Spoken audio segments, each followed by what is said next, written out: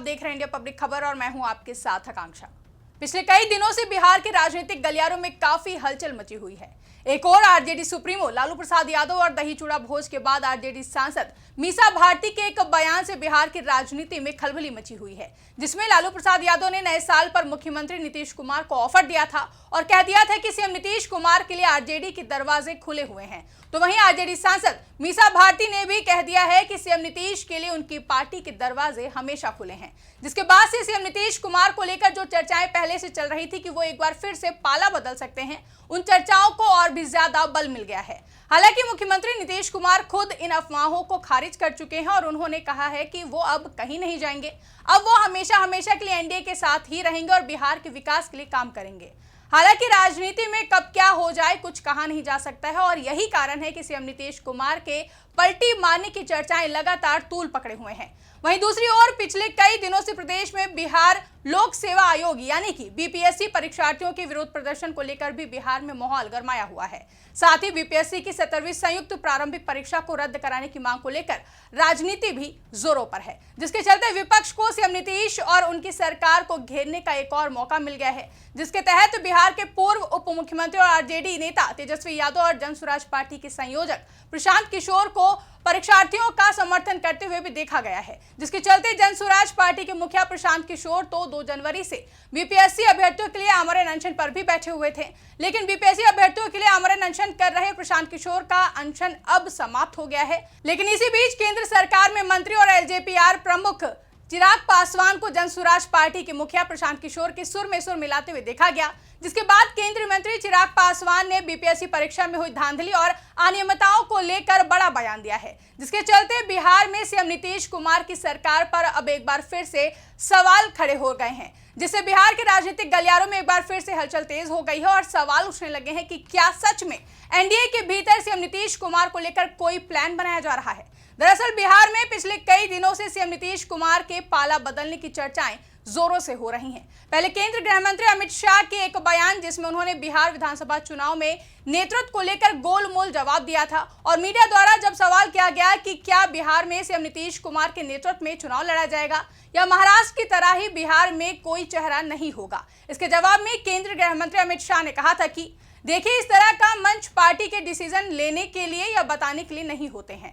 मैं पार्टी का डिसिप्लिन कार्यकर्ता हूं। पार्टी पार्लियामेंट्री बोर्ड की बैठक में इस मुद्दे पर चर्चा होगी और फैसला लिया जाएगा। उसी तरह ये मुद्दा जेडीयू में भी विचार किया जाएगा। दोनों पार्टियों के बीच बातचीत के बाद जो तय होगा उसे बता दिया जाएगा।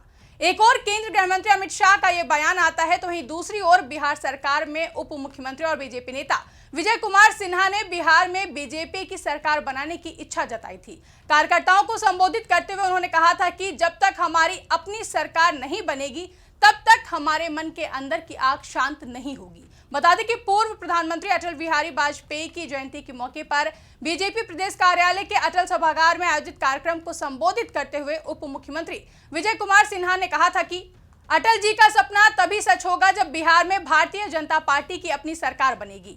बीजेपी के कार्यकर्ता इस बात को शिद्दत के साथ महसूस करते हैं और इस दिशा में कोशिश भी की जा रही है। अभी मिशन पूरा नहीं हुआ है, मिशन अधूरा है। भाजपा की अपनी सरकार हो तभी श्रद्धेय अटल जी के प्रति सच्ची श्रद्धांजलि होगी, तभी हमारे और अपने मन के अंदर जो आग है हमारे वो शांत होगी। बीजेपी के दोनों ही दिग्गज और बड़े नेताओं के इन बयानों के बाद से तरह तरह की चर्चाएं होने लगी कि क्या बिहार में भारतीय जनता पार्टी सीएम नीतीश कुमार के साथ कोई खेला करने की फिराक में है और क्या आगामी बिहार विधानसभा चुनाव सीएम नीतीश कुमार के नेतृत्व में नहीं लड़ा जाएगा। ये सभी वाद विवाद अभी थमे भी नहीं थे कि इसी बीच बिहार में बीपीएससी परीक्षा को लेकर भी भारी हंगामा देखने को मिला। इसी बीच केंद्रीय मंत्री चिराग पासवान ने भी बीपीएससी परीक्षा में हुई धांधली और अनियमितताओं को लेकर बड़ा बयान दिया है, जिसके बाद से बिहार की सीएम नीतीश की सरकार घिरती हुई देखी जा रही है। दरअसल बिहार लोक सेवा आयोग यानी कि बीपीएससी की 17वीं परीक्षा दोबारा कराने की मांग को लेकर जनसुराज के मुखिया प्रशांत किशोर का अनशन समाप्त हो गया है। मामला हाईकोर्ट में है और 30 जनवरी को अगली सुनवाई होनी है। लेकिन आश्चर्यजनक ढंग से सरकार और प्रतिपक्ष तकरीबन 3.5 लाख अभ्यर्थियों के भविष्य से जुड़े इस मसले पर चुप हैं। कथित तौर पर दोनों की अब तक की कोशिश यही दिखती है कि बीपीएससी को बचाया जा सके। वहीं नेता प्रतिपक्ष तेजस्वी यादव ने शुरू में रुचि तो दिखाई, लेकिन प्रशांत किशोर की इस मामले में एंट्री से उन्होंने भी कदम खींच लिए।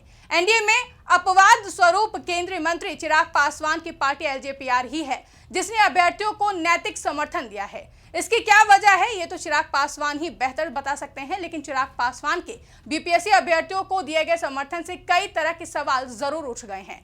तो केंद्रीय मंत्री चिराग पासवान ने मीडिया से बात करते हुए कहा कि मैं मानता हूं कि कहीं ना कहीं इस परीक्षा में धांधली हुई है, कुछ तो अनियमितता बरती गई है जिसकी वजह से कुछ केंद्रों पर दोबारा परीक्षा की नौबत आई है। मामले की गंभीरता इससे ही पता चलती है कि एक ही परीक्षा 2 बार कराई गई।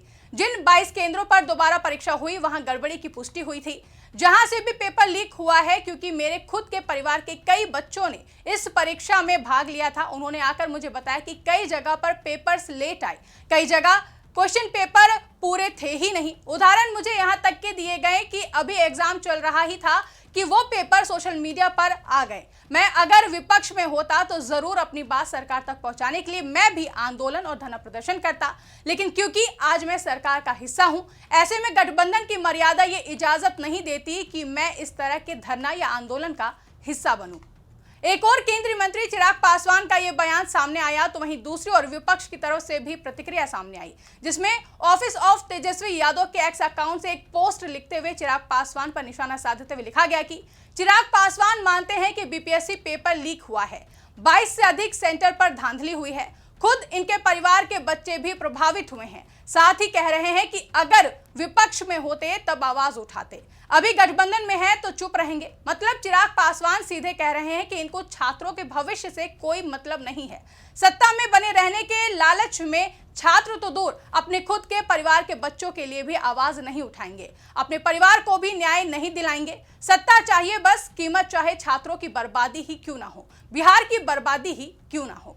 बता दें कि बिहार सरकार ने बीपीएससी को सेल्फ गवर्निंग संस्थान बताते हुए अपनी जिम्मेदारियों से पल्ला झाड़ लिया है, तो वहीं आयोग अपनी जिद पर अड़ा है। अभ्यर्थी आंदोलन की राह पर हैं और सरकार अभ्यर्थियों की बात मानने तो छोड़ो, सुनने को भी तैयार नहीं है। जिसके बाद अभ्यर्थी सरकार से बात कराने के लिए राज्यपाल से मिलने पहुंचे। राज्यपाल ने उनकी मांगों पर गौर करने का आश्वासन भी दिया, लेकिन ये सभी को पता है कि राज्यपाल की अपनी सीमाएं होती हैं, वे सरकार या आयोग के मामले में सीधे हस्तक्षेप नहीं कर सकते हैं। लेकिन ऐसे में कई सवाल उठते हैं कि सरकार चुप है, सरकार में सहयोगी भाजपा चुप है और एनडीए के अन्य घटक दल भी नहीं बोल रहे हैं, तो चिराग पासवान ने अलग स्टैंड कैसे ले लिया? कहीं वे राज्य सरकार के मुखिया नीतीश कुमार से 2020 की तरह पंगा लेने की भूमिका तो नहीं तैयार कर रहे हैं, या फिर कि विधानसभा चुनाव में सीटों के लिए प्रेशर बनाने की उनकी ये कोई स्ट्रैटेजी है? बता दें कि एलजेपीआर पहले ही बिहार विधानसभा चुनाव में 70 सीटों पर चुनाव लड़ने की इच्छा जाहिर कर चुकी है। एनडीए में समझौता हुए बगैर चिराग पासवान ने कुछ सीटों पर संभावित उम्मीदवारों की घोषणा पहले ही कर दी है। इसमें शेखपुरा की सीट भी शामिल है। वहीं केंद्रीय मंत्री चिराग पासवान ने वहां से पार्टी जिला अध्यक्ष इमाम गजाली को उम्मीदवार बनाने की घोषणा भी की है, जबकि जन सुराज के संस्थापक प्रशांत किशोर कहते हैं कि उनकी पार्टी अकेले ही चुनाव लड़ेगी, सरकार बनाने के लिए भी वे किसी से तालमेल नहीं करेंगे। ऐसे में एनडीए से सिर्फ चिराग पासवान के दोबारा बीपीएससी परीक्षा कराने के लिए अभ्यर्थियों के साथ खड़े होने के क्या मायने हो सकते हैं? पहले भी सीएम नीतीश कुमार से उनके रिश्ते कैसे रहे हैं ये सबको पता है। साल 2020 के विधानसभा चुनाव में चिराग पासवान ने सीएम नीतीश कुमार को ऐसी सियासी चोट पहुंचाई थी जिसका दर्द 5 साल बाद भी उन्हें सताता है। ऐसे में माना जा रहा है कि चिराग पासवान को बिहार में संभावनाएं दिख रही हैं। राजनीति में सीएम नीतीश कुमार की ये आखिरी पारी भी हो सकती है।